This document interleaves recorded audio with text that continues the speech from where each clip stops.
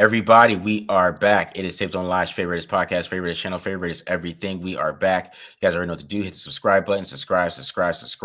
Hit the like button if you like it. Hit the dislike button if you don't like it. Leave a comment if you like it. Leave a comment if you don't like it.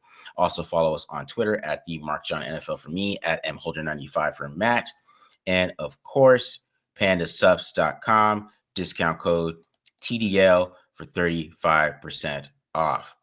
All right, guys. So we're back with the film review for the Broncos, right? So, of course, we always do offense and we always do defense. So we are back, doing the same thing and we coming through with every Wednesday. But, of course, the Raiders are 2-9, so it's just not as exciting, but we're here, guys. We're here to do this for you and give you the film. So, went over the offense, of course, and then Minshew was awful. I just want to say that just to start off. He was really bad. Hey, we don't have to worry about him anymore. Exactly. I guess we can stop talking about Minshew at this point. Yeah. Watching this film, I was like, man, it was bad. But they ran the ball better, so that was interesting to see. So anything else happen around the Raiders before we get into any of this film stuff? I mean, it sounds like Aiden O'Connell's going to be the starter, but then I think today he said his hand's not 100%. I'm like, that's kind of part of the problem. Like, that's kind of important to play quarterback, so I don't know. But yeah, it sounds like he's going to start and make his debut, or not make his debut, but make his debut from the injury, I guess I should say. Mm-hmm. So have an opportunity to maybe win himself some ball games and take the Raiders out of getting a quarterback again.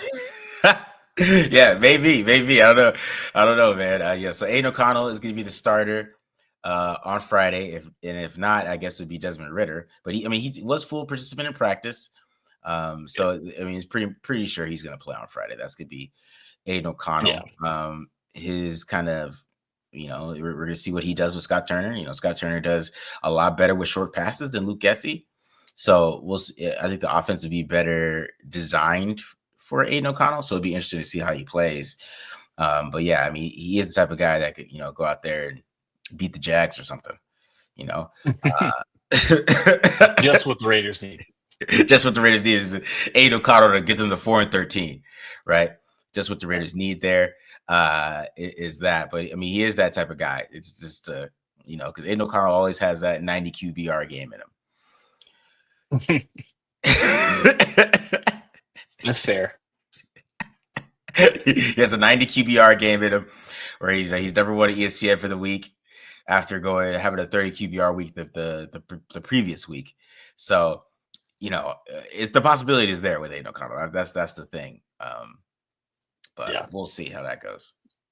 Yeah, we know he can throw darts at the very least. Like, he is that kind of quarterback where, like you said, when he has a good offense that has some like scheme to the short passing game, it can help him out a little bit. Like, he can make it and dunk it around the field and then drop a bomb on you every now and again, like a perfect kind of West Coast type quarterback. But I don't know. I'm not holding out much hope for this week, but like you said, I think a game like the Jags coming up, which I don't know. At this point, if you ask me, winning is almost more of a bad thing for the Raiders, because I think we need to, especially with this draft and not being the greatest quarterback and not being class like it was last year, then I think you need to be able to have a good chance of having your pick of the litter. But yeah, it would be interesting to see. Yeah, it would be real interesting to see. So, really nothing else happened. There was some controversy around AP's comments about the passing game. They're not being able to run the football. I thought those were some interesting comments, but I don't know. It's like, come on, man. Like, what's happening with this team, and I think Scott Turner and North Turner are just too analytical for him. I think they're playing like with the nerds, how the nerds want to play offense. That's how the Raiders are playing offense right now. Yeah, I just think that's not for Antonio Pierce. But you knew before the game that they're doing nerd offense, and then you have Gardner Minshew who just kind of makes it worse. Because if you're passing on first down or you're doing play action on first down, and he doesn't see it, or he's just whatever, and it's, then it's second and long. These guys aren't going to run on 2nd and 10. So That's basically what we're looking at. And so if they want to run the ball more, they're gonna have to be better on first down, because if they're not, like they have been this past couple of weeks, they're not gonna run the ball. So he's gonna be upset. He is. Yeah. And I think what's frustrating for me about hearing that from AP is like, is one is it's very clearly finger pointing. Like, and I mean, I think we've talked about that a little bit already this season, where he's just kind of in this cover your ass mode where he's trying to almost deflect blame. But it's also like, all right, you fired Luke Getsy, who you hired, and now you're putting the blame and shifting the blame after a loss to the OC that you chose to replace Luke Getsy. It's like at Mhm. some point you got to point the finger at yourself a little bit. And I mean, it just gets frustrating when it's like you're not having success, or the team's not having success, and it seems like there's a lot of blame going around from the top of the food chain. That's just like the one thing that stood out to me, or that kind of grind my gears a little bit. Of like, man, like at some point you got to take some accountability for the people you hire, the people you Yeah. put into power, especially when you're the head coach. So, Yeah, 100%, man. And to me, like, I mean, if you're not knowing what their offensive philosophy is, and you put him in that position, and now you're surprised about their philosophy. To yeah, me, it's like what are you, like, not in the offensive room? You don't care at all about offense? Like, it's weird. It's weird for because I mean that's how these guys are. I mean, I've been watching these last 2 games. I don't remember one run on 2nd and 10. Like, I'm trying to yeah, think. Maybe there was maybe one, but these guys are not doing that. If it's 2nd and 10, they're gonna pass. Maybe it might be a swing pass. It might be a pass a pass that's kind of like a run, but they're gonna find a different way to get the ball in the air, because it's analytically it's not really that type of yeah. thing to That's do on that's second the and 10. route. Yeah, Yeah. that's the decision tree. And I think what bugs me about it too is that it's a little bit of like, well, if you're the head coach, why can't you get on the headset and be like, hey, let's run the ball here? And if you are doing that and they're not listening to you, that makes me wonder, be like, do they not respect you? Like, are they not listening to you? Do they know something that we don't? Do they think you're a dead man walking and a Yeah. lame duck head coach? It's like, dude, like you're the head coach. Like, do you realize how much power you have? Like, 'cause I feel like if you want to run the ball and you're getting frustrated with the play calling, you can get on the headset and talk to Scott Turner and be like, hey, let's start running the ball, pound the rock, or like you know what I mean? Like, Mhm. why are you doing that through the media and not in the game? Or are you doing that in the game and it's not yielding the results, which might even be a worse sign for you? Exactly. Exactly. I agree with everything you said there, man. All right. So let's get to the film. You're doing Tyree Wilson today, who he gives you some funny comments on Twitter every time you post them. I like reading the mentions that you get when you post Tyree Wilson, man. It's hilarious to me. I've Like, gotten to the point where I just post the video and mute the conversation immediately. I'm just like, I whatever, man, whatever. Say what you want. I'm not gonna fight with you. He's one of those guys. I know the fan base just hates that guy, man. It's hilarious, man. I like reading them, the comments, the things you post. It's like, that's not a good. You think that's a good play? Those type of things. It's hilarious, man. But you're doing Tyree, who I thought had a pretty good game. I mean, even look at PFF. I mean, his grade was a little iffy, but he had 3 pressures on 22 pass rush snaps, which is pretty good. So I mean, he was effective. So what did you see from him and the rest of the defense overall? Yeah, I mean, it definitely with Tyree, it definitely wasn't as dominant as you might see from like the stat sheet. He had the sack, couple tackles for loss, and he had some good plays. But I'm not going to sit here and say that he was, dominant. It was even his best game. I think his performance against the Chiefs, what was that, a month ago, was Yeah, even better, and his game against the Browns earlier in the season was even better than that. But I think the biggest thing that I keep seeing from him, and I think where it gets frustrating when I see those comments, is like he's playing better. Like he's developing and growing as a defensive lineman and as a football player. yeah, It's like I get it, like that you're not getting the results that you want to see from a top 10 pick. He's not Will Anderson out there that's already looking like a dominant pro and stuff like that. yeah, But from the standpoint of like his development, like he's getting better and he's making more plays, and it just feels like it's like for some people it's not good enough. And I think ultimately that's more of a result of the Raiders season as a whole rather than Tyree and just the yeah, frustration of the fan base. But what I say for the optimism and what we keep hammering home, what we keep talking about throughout this miserable stretch, this miserable season, this miserable last 2 months, is this is what you want to see from the young players. Is you want to see growth from them, and I think you're seeing that from Tyree. It just might be slower than we would have liked when they took him 7th overall last or 2 Aprils ago. Yeah. Yeah, I mean, that's a good point. And, he kind of always was a little bit of a development pick anyway. So, seeing him get better every single week kind of is a good thing in my opinion. He's just figuring out how to do his thing in the NFL, and that's what we expect from a lot of these young players. That growth from them. So yeah, people are just yeah, you're right. They want 10 sacks already. That's what they want. They want Very him to true. lead the league in sacks right now, Yeah. and that's not going to happen. So, what is he at, like 3 on this year? I think he has 3. He has 3 in the last 4 games. So yeah, 3 on the year and 3 in the last 4 games. So I mean, hey, he's getting there. Again, it's slow. It's a slow process. I get it slower than people wanted to, but he's playing better. I can tell you that he's making more of an impact than he was last year, and even at the beginning of the season, or at least that middle stretch. So Yeah, I mean, that's what I'm saying. So if he gets to like a 7 sack season, which is a possibility, I mean, yeah, I feel like that's a development. You know what I mean? Like it's not. it's funny to me. It's like he's on a similar, like statistically, he's on a similar trajectory as Malcolm Kuntz as far as the sacks go, and everyone loved Malcolm Kuntz last year, but for some reason, Tyree Wilson still sucks. Like if Tyree Wilson comes up, it keeps this up. I think he'll get 8 sacks, right? If he, Yeah, I mean, I get close to it, 6, 7 sacks. Like that's not a bad year. yeah, yeah. I mean, especially he's not playing like every snap. Like I'm saying, he's only played Yeah, 24 pass exactly. rush snaps. So for him to get 7 sacks and that at the season, I mean, that's a growth, because if that 7 turns to 10 or 11 next year, then we're not really Yeah, having this conversation anymore. You know what I mean? So, yeah, um, confidence is a big thing in this league, and I think he's building on it for sure. for sure, for sure.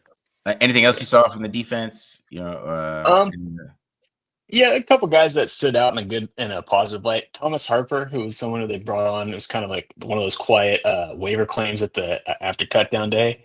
He flew around, made a few plays where I'm like, all right, I kind of like what I'm seeing. From a guy that like comparing him to a guy like Isaiah Paul Mao, who after his big first start has kind of been kind of quiet. I would like to see maybe Harper get a few more reps here down the stretch, and again, it stood out.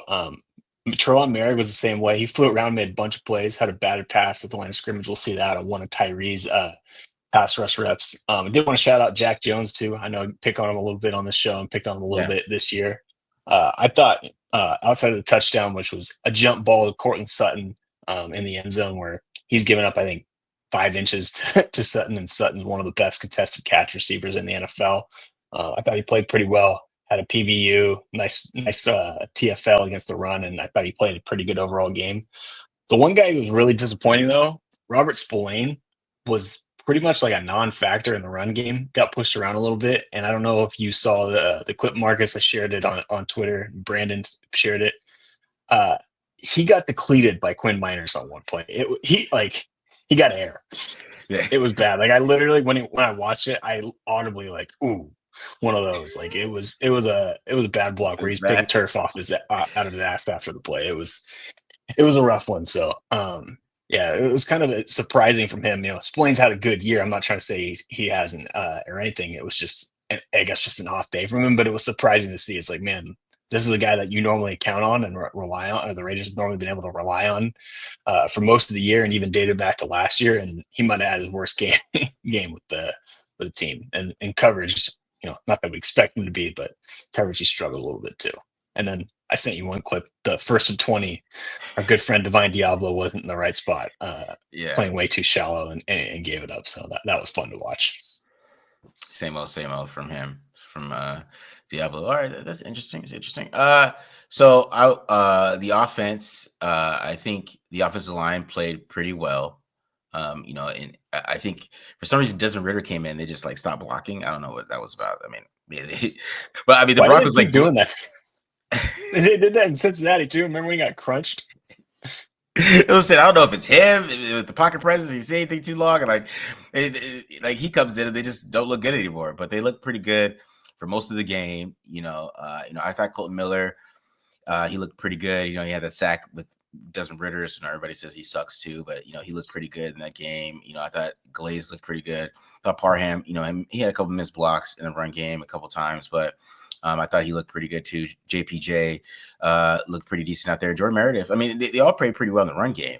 And they still only give up 29% pressure on the dropbacks. So, but there's a 58. So, you know what I mean? Like it wasn't like an awful performance from them.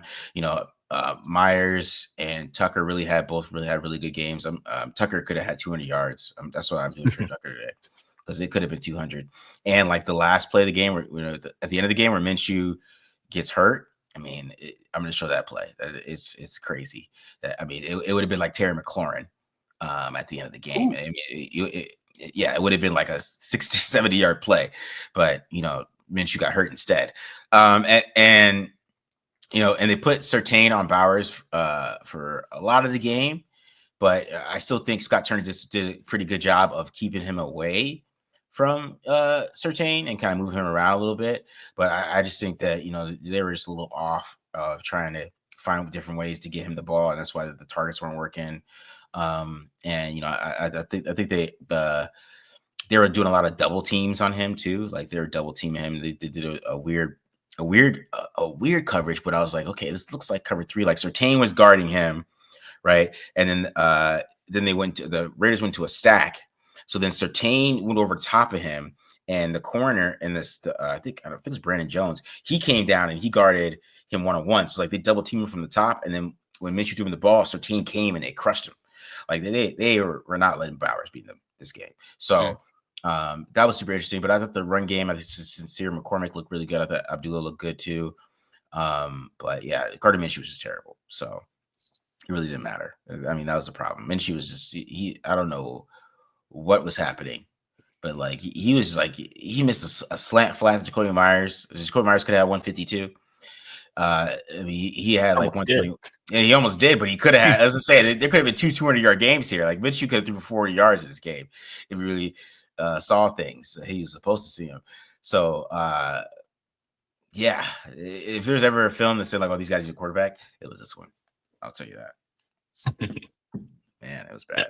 So yeah, I think the biggest takeaway for me is the rise of Jordan Meredith this season. Like I was looking at PFF, he's like the 6th highest rated guard right now. I'm like, all right, might have found a little diamond in the rough there. So yeah, interesting, because I think is Andre James, was he healthy last week, and they just said you're on the bench now, dude. 100%. So I don't know. I feel like the offensive line is finally starting to come together. Just obviously a little late in the season, but I mean, Raiders might have found at least their interior 3, and then Miller's got around for, I believe, 1 more year, and Glaze keeps showing some promise. So the offensive line's starting to come together there. It's looking good. Yeah. I mean, it's not, like I said, it's not the best in the world, but I mean, they're young, and I think there's something you could build on. And I mean, if they feel like that, Colt Miller is getting up there in age, and I mean, they're gonna have to go find a left tackle to replace him. So we'll see how that goes. We'll worry about that in 2026. Yeah. For now, let's solve a few other problems. For sure, man. All right, let's get into some Tyree Wilson. Let's do some Tyree Wilson first. Let's check him out. You got me up there. Yeah, we're good. All right, so I'm gonna start with a few pass rush clips from Tyree Wilson, just because I thought his play against the run was actually a little bit better. This first clip, not exactly the greatest rep, but like you can see, ones with power at the point of attack here. And one of the things that first kind of stood out is his get off is getting better. It's not consistent or anything by any means yet. Like if you see this, like, I mean, he's at least coming out of his stance. He's not exactly the first one off the ball, but I mean, he's beating Chase on off the ball and slightly behind Max. And like you can see, he's accelerating a little bit better. Again, doing a much better job of keeping his hands inside right here, landing on the chest. Doesn't get the most extension, but it gets at least enough to win. And because of that, he's able to escape once Bo Nix rolls out of the pocket and then gets some pressure, and then Nix ends up throwing it away and throwing an incompletion. Again, a little bit help from Max here, who had a damn good game. And Mike McGlinchey, I guarantee Monday in the film room was not fun for him because Max ate his lunch. Again, going back to Tyree, like not exactly a world-beating rep here, but at least one that, again, this is progress from what we've seen from the standpoint of his get off, his using his hands and keeping those tight and whatnot better. This one, I wanted to show the sideline view here first because I think it did a better job of showcasing what he did to kind of to keep the left tackle here from being able to set his anchor. Like if you watch the left tackle's feet, Gets a little bit of Fred Flintstone feet here right after the point of attack, where he's kind of walks him back, falls out, almost as soon as it hits Bo Nix's hand here, so he doesn't get the pressure out of it. But again, like for a guy that we're working on his pass rush and we're hoping to get him more productive, these are the reps you like to watch. And you'll even see from the end zone view here, like he beats Bowles here so bad that the guard ends up helping him out or having to help Bowles out. Again, nice rep here to at least get some pressure. I mean, if Nix has to hold on to this any longer, I think he probably pocket starts to collapse on him a little bit. And also shout out Trevon Merrick blitzing here, making a nice play, getting that batted pass, which they had a bunch of those against Nix on Sunday. Must have saw something on film. All right, this one again balls out pretty quickly here, so he doesn't get the. I don't think this went down as a pressure for Tyree. But what I liked about this rep too is, like, if you watch right about here with that little inside step, he like sets the move up well to kind of sell the inside. And what that does, if you watch Bowles, it kind of gets Bowles to slow his feet down a little bit, and that creates this shorter edge so that Wilson can win around the edge. And now, like, if you look at this, like, reason why I've got it paused right here is Wilson's got a perfect path to the quarterback again. Balls out quickly, so he's not going to be able to get a pressure out of this one. But if Nix is holding on to that any longer, he's at least in his face to maybe bat the ball in the air or get a QB hit. And, like, if you back this up a little bit too, you watch Wilson's inside hand here. Does a great job of hand fighting and ends up getting Bowles off balance, which is why he ends up in this little, I don't even know what to call that, half folded over position. So a guy that makes quite a bit of money at left tackle, and Wilson's beating him. Wilson's getting the better of him on that rep. Just might want to cover the back out of the backfield here. Yeah. Bud boy spoiling. All right, this one's going to be the sack here. You're going to see a nice little line game between him and Adam Butler. Schemed up pretty well here from Patrick Graham. I believe this is third down as well. So what I like about Wilson and Butler do this pretty well on this rep is they sell like the regular rush, or they disguise the line game a little bit here by working up the field initially, so that once this guard recognizes what's going on and recognizes there's a line game, it's too late and he gets picked. And then Wilson, the other thing I like that he does, you probably heard me talk about this before when I'm talking about line games and stunts, is we don't want to lose ground vertically when we work laterally. We want to take the efficient path to the quarterback. And you see that a little bit there from Wilson to go get that sack and close. Now, I do want to point out too, like here, nice rep here from Charles Snowden, who didn't play much but had a few quality reps. Gets the better of Bowles here, who also had a tough day. And this was also kind of funny to me, the old Max Crosby effect. We got the chip from the tight end. Obviously, the right tackle's got his attention, and you got Miners here with his eyes on Crosby, which is part of the reason why Wilson's able to get the sack on the inside.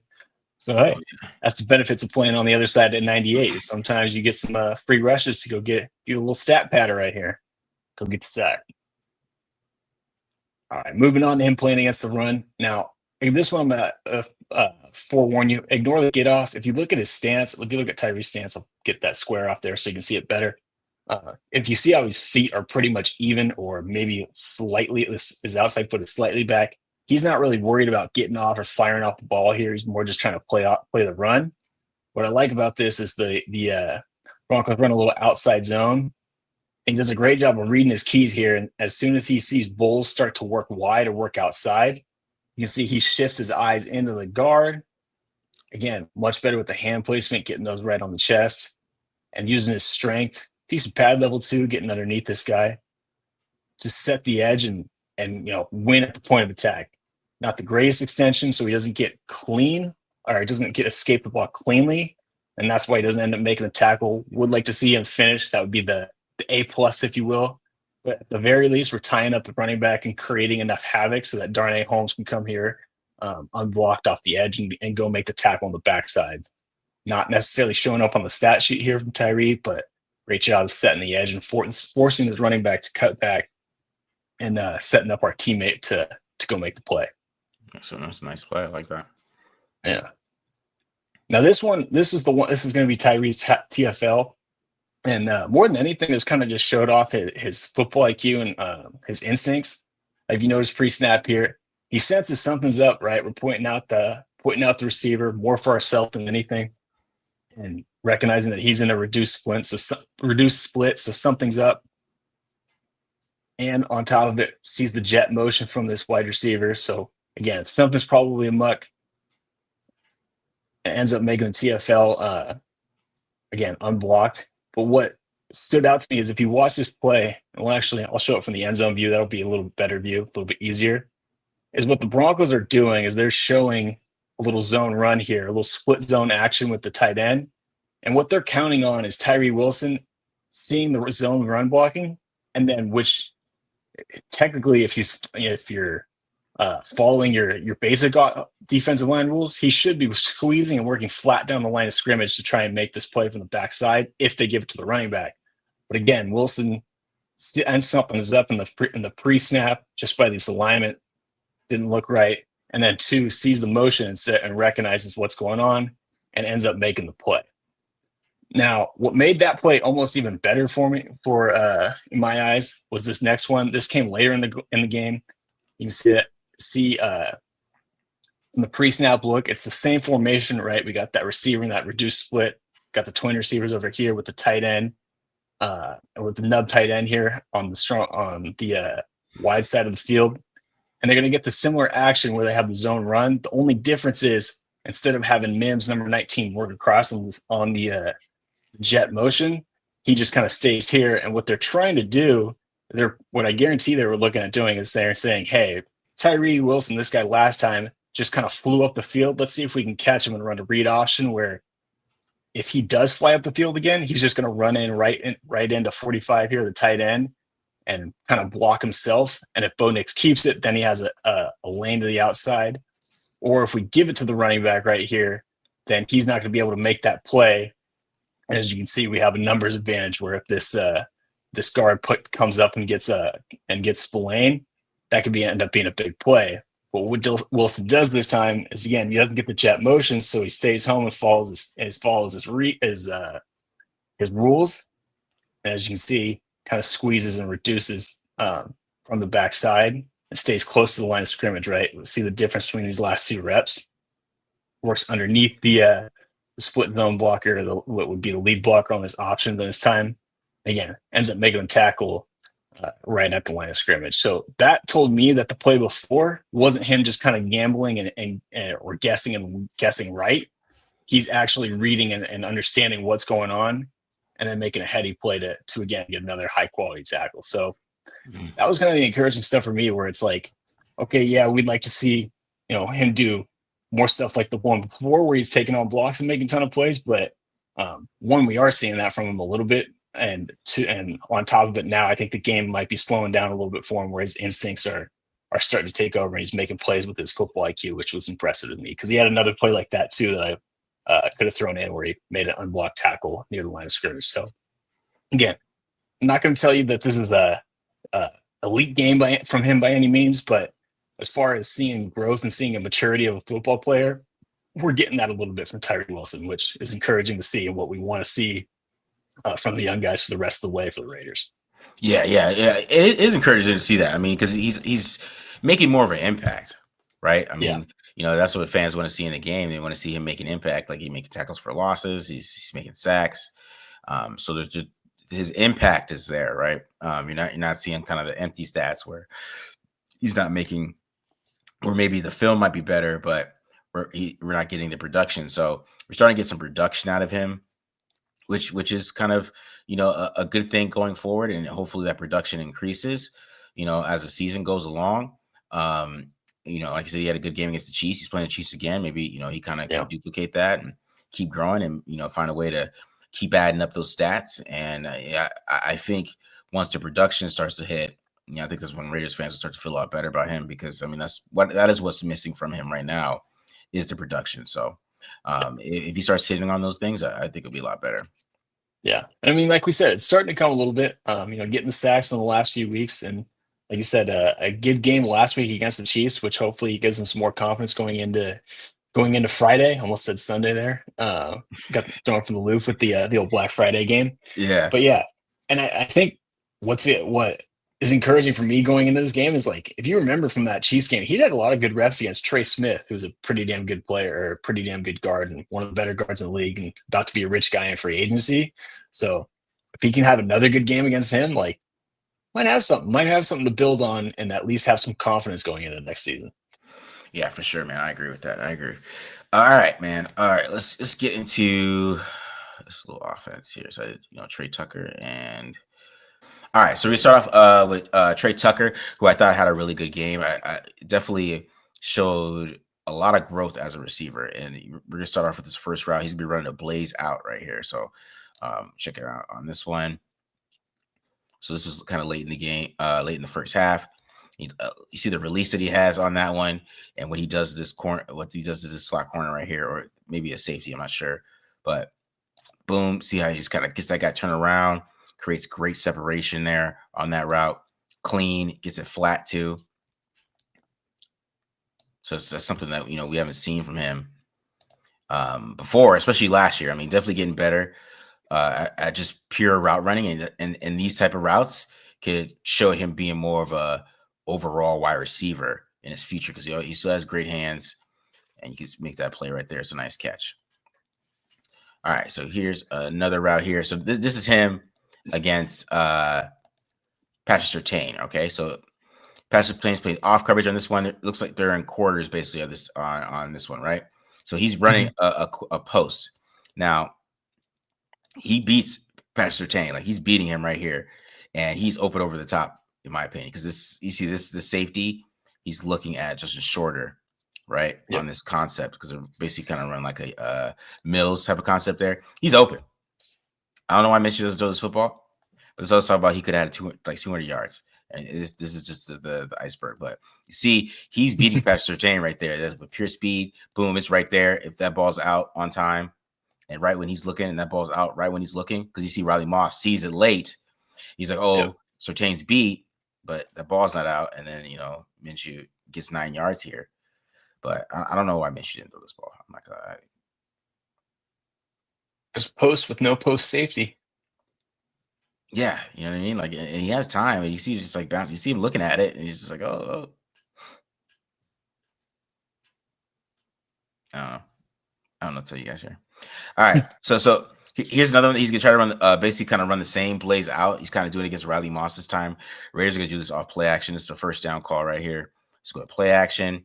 He's running that basically the blaze out, which is basically kind of post out, right? Yeah.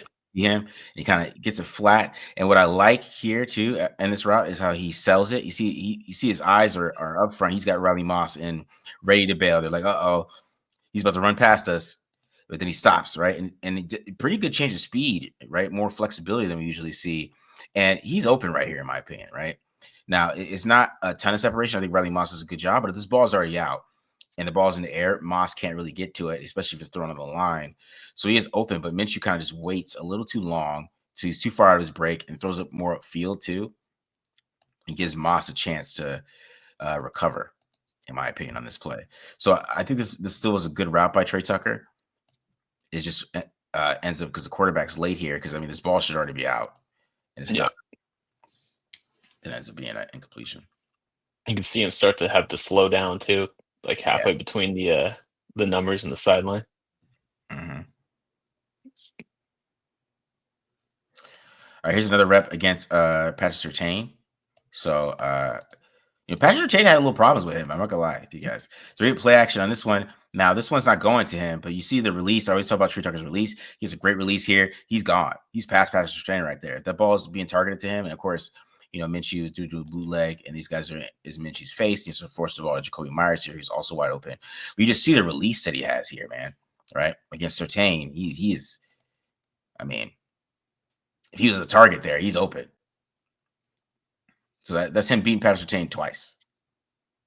I'm just letting you guys know that's him beating Patrick Surtain twice. All right, next one here. So now we're getting play action again. This time he's gonna be running a deep post route, right?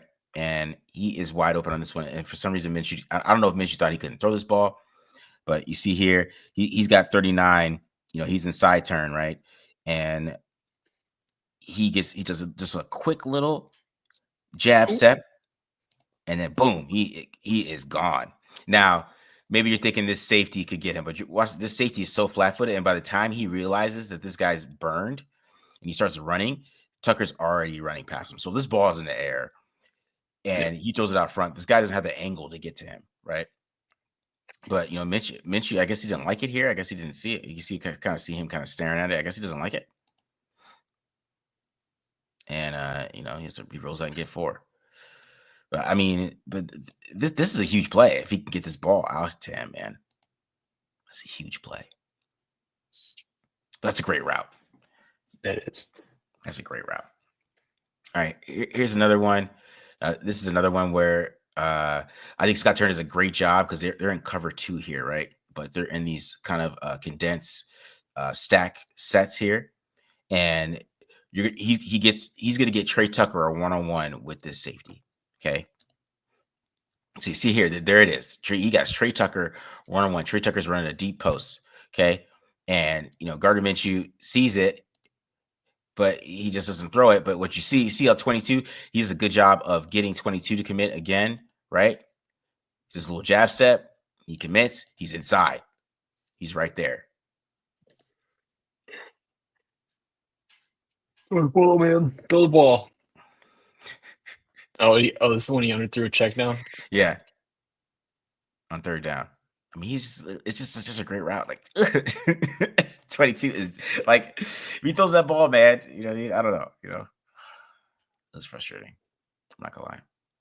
My one counterpoint, devil's advocate. If you're underthrowing the check down, I don't think you're throwing it 40 yards downfield. That's what I think Minshew thought too. He's like, I can't make that pass. Which that's fair, I guess, but it's frustrating. All right. So here we go. So we talked about him with having like too many steps and not being able to get out his breaks as well. You see a lot better here. I mesome it's not the best in the world, but it's just a lot better with him as his speed. You can tell he's working on it. I mean, there's not too much he can do to get better at it. I mean, there's still a few steps here, but you see, I like how he comes back to the football and just him selling it with speed. 29 is worried about his speed. He's worried. He's like, I can't get beat deep. If I'm going to give him the curl route here. So you do see a little bit of improvement there, but I mean, it still is a little shoddy where like maybe if it was tight coverage, you wouldn't be able to beat this. But when they're playing off coverage like this, he's going to get these guys every time like this. And he does a great job coming back to this football and making a diving catch. All right, here's another one here.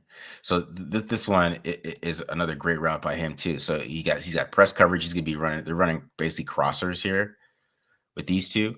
With not Turner, but no, they're running double posts. This will be double post Corey Myers, and then basically kind of crosser here with Tucker. You see the great release Tucker has, right? And he just gets past this guy right away, and he is open, right? But Gardner Minshew decides to go here, but you see if he puts his ball out in front of Tucker, Tucker has plenty of room to run and get that ball. I mean, they still get a first down. So nobody's really complaining except for me, but I think that this could have been a bigger play. He's got pretty good separation there. I don't know. All right, next one here. So this is the play that Gardner Minshew got hurt, and this is the play I was talking about that is really frustrating overall for this team because you're getting kind of basically you're getting basically levels here. You're getting a quick in here, and then you're getting an in over the top, or we call it drive concept maybe, but it looks a little bit more like levels here. And then you get slant flat on the other side. Slant flat's not there for Minshew. It's like, okay, all right. I don't really have too much pressure here, but there's nothing going on. Let me get out of this pocket. So now watch what Tre Tucker does, right? Tre Tucker is about to turn around and flip on 39 and go this way, okay? Boom. All right, there you go. Now, Minshew looks like he's about to throw the ball to him. All right, this is 26-19, okay, guys? This is whatever, like 2 minutes left in the game. He looks like he's about to throw it to him. But he doesn't. He just tucks it. I don't know why he doesn't throw this ball. And then he gets hurt. Like, look how big a play this. Like, he's gonna throw it, Minshew. You see it. I know he's looking right at it. He sees it. Throw it to him.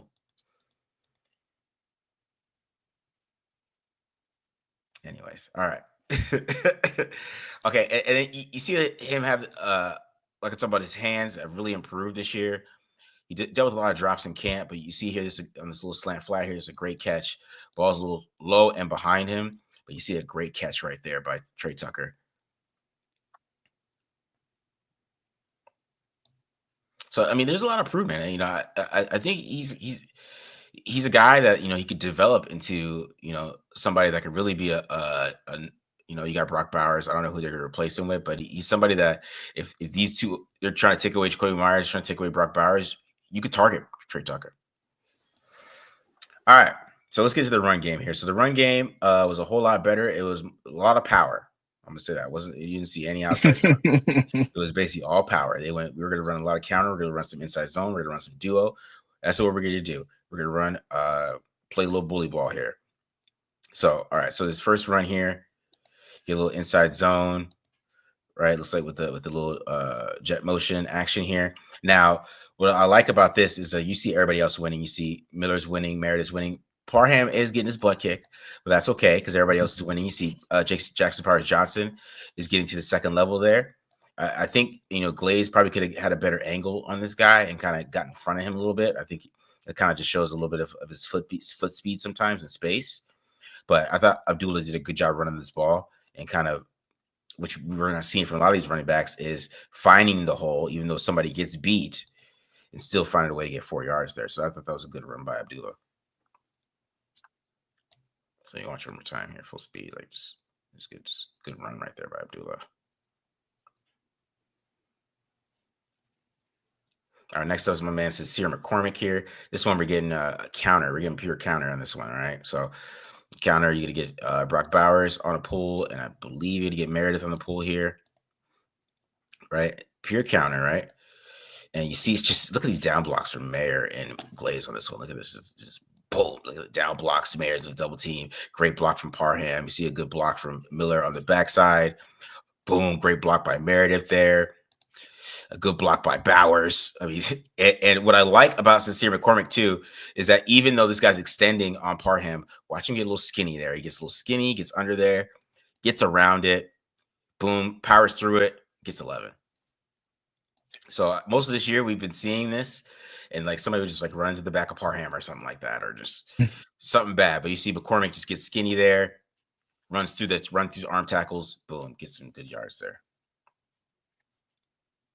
I liked him, man. He had some good film. I'm not gonna lie. I like the film. I did. All right, so here we get some more. Basically, this looks like counter right out of the shotgun, Yeah. right? So GT. yeah, so you're getting this out of the shotgun here, right? And you see more good blocks, good down blocks there.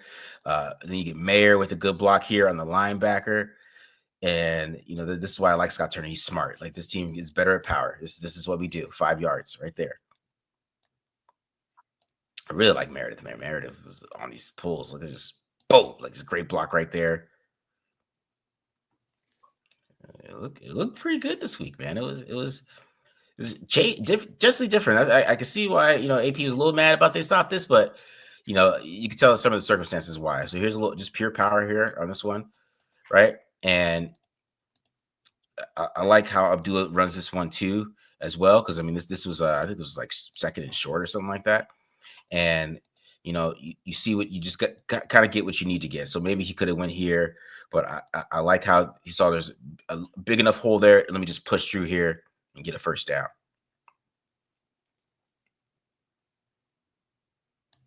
So like I said, it was just better play overall from these guys, man. It just was. And then we got a little I formation this week. Got Milwaukee at fullback, got some I form, which is interesting. I'm like, okay, we got some I form, right?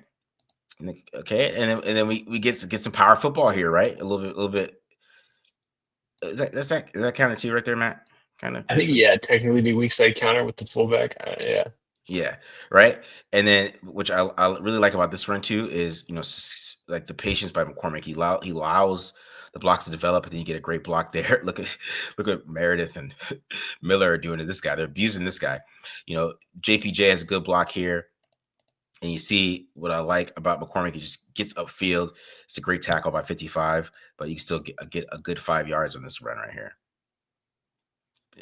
they just abused that guy. They abused 97. That's abuse, guys. All right, here's another run. All right, this time we get a little, basically some mid zone on this one. And JPJ gets beat pretty bad here, right? He gets. I mean, this is not a great block from JPJ. He gets beat right there. Is a great job at 93 getting off the ball. But the thing is, the rest of the blocking is done so well that there's still a hole there. Now I think DJ Glaze, he has a good block there too. Parham gets to the second level. Now I think this is probably Abdullah's worst run because I think he should have went here, but he comes back inside for some reason. And he kind of just runs right into that guy. So it was more yards, but just kind of just shows how better the run blocking is overall. Like even if they have one guy make a mistake, it's not blowing up the whole damn play, which is improvement. We like this improvement here. And I kind of show this backside. I kind of Abdullah missed this one a little bit, right? That I mean, there's a little bit of hole he could have got skinny with. I think probably got some more yards. Got 4 or 5 over there.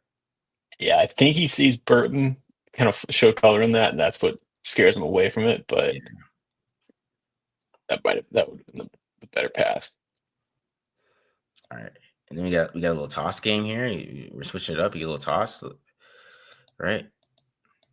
Which I think Bowers is supposed to keep going around here. I wasn't pretty sure about that. I don't know if he's supposed to double team this guy, but like I said, the blocking is still really well. I mean, look what Shorter's doing. Shorter's getting a whole lot of push there on that double team. It still allowed Abdullah to get 4 here. So like even then, like you can just tell even from the other blocks from the other side, you see Meredith, he gets up to 40.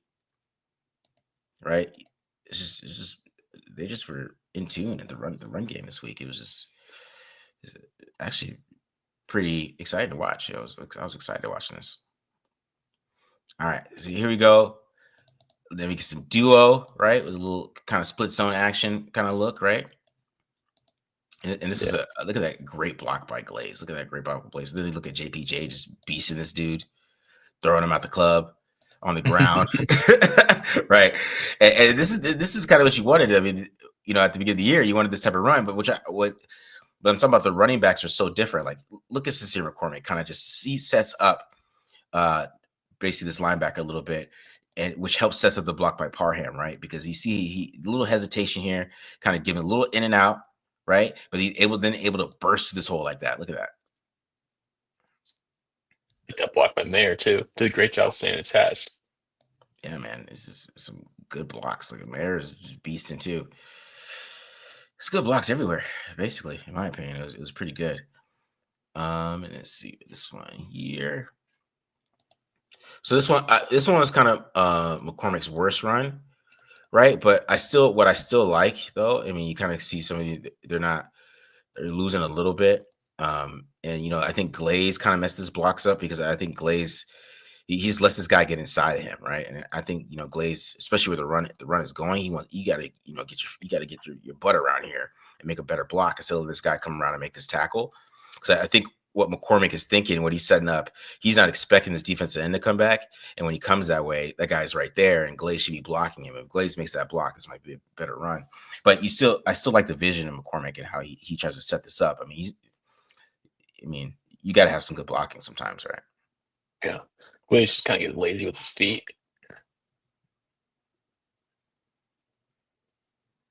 Yeah. So, all right. Why did I add this? I added this in because, I'm not. I was getting on Minshew too much, but I just want to make a point of like why they're, you talk about why aren't they throwing more, right? Because this is first down, okay?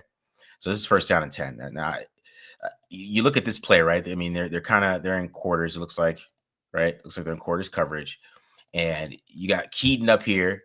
He's open, and the thing I want to point out too is this thing with Minshew, which we don't have to deal with this anymore. But watch it, like you're just making like a 20-yard drive through. But look, watch how much he steps up.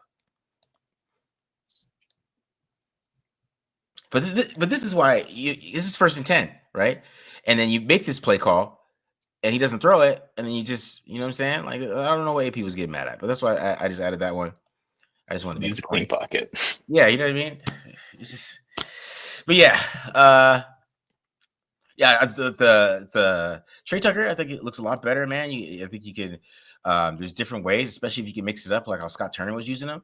Getting him on safeties and things like that, man, and getting him those one-on-ones. And some of these guys that can't hang with it, they hang with the speed, and he's so shifty with some of those routes on some of those posts, man. There's a lot of things you could do with him. Yeah. If you get a quarterback with a big arm, man, yeah, he could have a big year. And it's the improvement of the run game. And, we've been talking about it all year. If they just go to power, go to gap. And that's what we saw, man. We saw them play power football this week, and they were able to run the damn ball. So, hopefully that continues, and they run the ball against the Chiefs, and they continue to do that power football. And, maybe AP is going to make these guys run the ball 30 times. I don't know. But, yeah, there is some good runs in there, and I really expect, hopefully, Sincere McCormick gets some carries this week too. I think he's earned it. I mean, I don't know what else you really need to see, but yeah, the run game was moving and doing pretty well. So I could see a little bit why AP was upset with that, but it was also Minshew too. I mean, some of those first, like even the one the Tre Tucker one when he was late, that's 1st and 10. Doing some play action, it's a good play call. You got a guy open. You use your quarterback to make that throw. You know what I mean? Like it's some of those things too with it. But yeah, Minshew's gone, so we'll see how it gets different.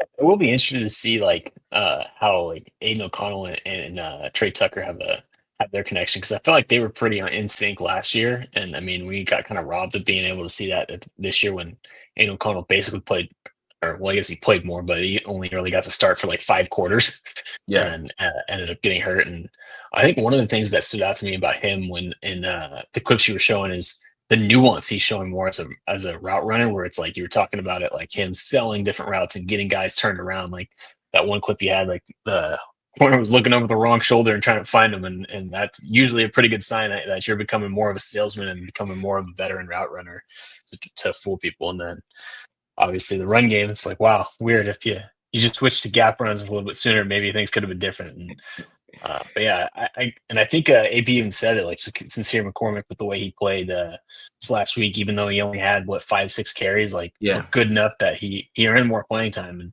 And we're at that point of the year where we kind of seen enough from Zamir White and Alexander Madison, so why not give that guy a chance, and why not give him more opportunities, because what he had to lose at this stage. And if you find a diamond in the rough, you find a guy that you can maybe count on next year, then might as well give him a shot. yeah. Because he did look really good, man. He just looked like a natural running back. He probably has some issues with blocking and stuff like that. I don't know how well he can catch the football at this point, but he definitely looked like he's a guy that can run the ball. And if he felt comfortable with somebody else giving them 15 carries, I would feel like that he would get it done, and maybe there'd be some runs. That, of course, there's always runs. You watch Derrick Henry. I mean, he got stopped in 3rd and 1 a couple times last against the Chargers, right, on Monday night. And so, I mean, they're always going to get stopped at some point.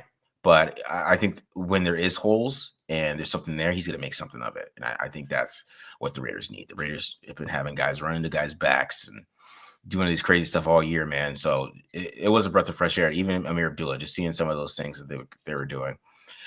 It made a difference, in my opinion. I think the running backs made a big difference. Yeah, for sure. Yeah, dude. All right, guys. So we are out of here. I hope you guys enjoyed this episode, going over Tyree Wilson and Tre Tucker in the running game. We'll be back on Friday after the game, so it's a bit quick turnaround for us. Back to the game, and then we get a little bit of a weekend break, and then we're back to we'll do the film of the Chiefs game, and what I'm saying. So hopefully the Raiders just don't fully embarrass us on Friday. That's what we're hoping for, just non-embarrassment. But yeah, it's gonna be a tough game against the Chiefs. Of course, I mean they're gonna be blitzing kind of like crazy. So we'll see how this game goes. But the Chiefs are like 2-10. I think the Chiefs are 2-10 against the spread or something like that. 2-9 against the spread. So got a chance to cover at least. I don't know. Yeah, Smart I mean money might be on the Raiders. It is 13.5. So I don't know what it is right now. I think it's down to 8.5 now. I think it's down to okay. 8.5. Okay. Yeah. All right. A little That's movement. We got the Aiden O'Connell 5-point boost. Oh, that's hilarious. All right, guys. Yeah, like I said, hit the subscribe button. Subscribe, and we're out of here. Peace.